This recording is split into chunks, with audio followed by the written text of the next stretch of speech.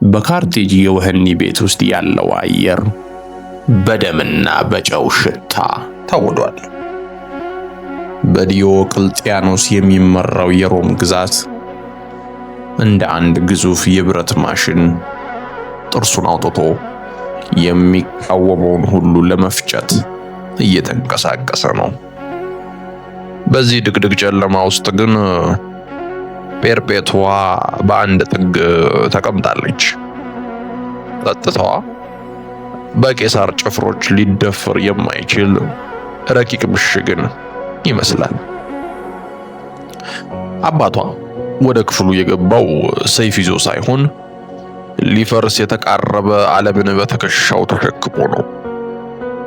ፊቱ ላይ የሚታየው የመኳንንት ግርማ ሳይሆን የምትወደው ልጁ ከእጁ ስትወጣ የማየት መርዶ ነበረ።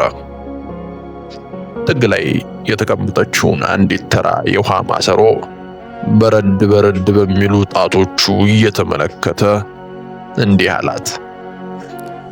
ልጄ ሆይ ሐሳብሽን ለውጪ። ለቄሳር አንዲት እፍኝ ዕጣን ብቻ አሳርጊ። ሕይወትሽን ለማዳን ስትይ ትንሽ ውሸት ብትዋሺ ምን አለበት? ፔርፔቱዋ ወደ ማሰሮ ተመለከተች። ማሰሮ በእሳት ተቃጥሎ የጸና ቅርጹን ጠብቆ ጥላው ላይ ያረፈ ግዑዝ ነገር ነው። አባቴ አለች፣ ድምጿ የረጋ የውሃ ሞገድ እየመሰለ። ያንን ዕቃ ታየዋለህ? ያ ማሰሮ ከተፈጥሮ ማንነቱ ውጪ በሌላ ስም ሊጠራ ይችላልን? አባትየውም ግራ በመጋባት አይቻልም፣ እሱ ማሰሮ ነው ሲል መለሰላት።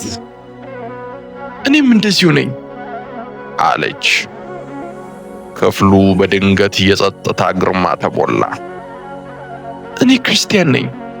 ከዚህ ውጪ በሌላ ስም እንድጠራ መጠየቅ ሸክላው እሳቱን እንዲረሳ እንደመጠየቅ ነው።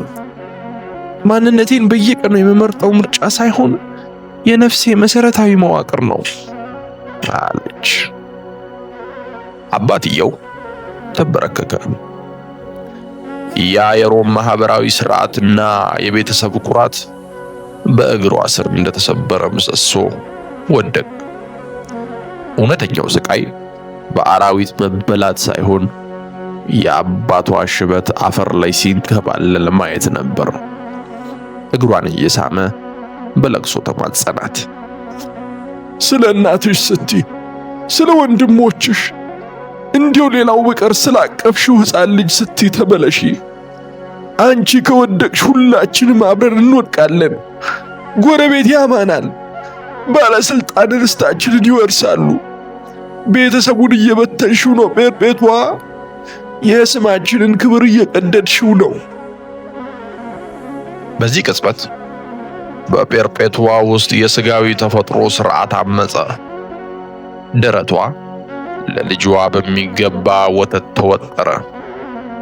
ታዛዥ ልጅ የመሆን ግዴታና አፍቃሪ እናት የመሆን ስሜት እንደ በገና ክር ነፍሷን ሊበጥሱት ደረሱ። ሆኖም በዚህ የመከራ መድረክ ላይ የሚሆነው እንደ እግዚአብሔር ፈቃድ ነው ስትል በሹክሹክታ መለሰችለት።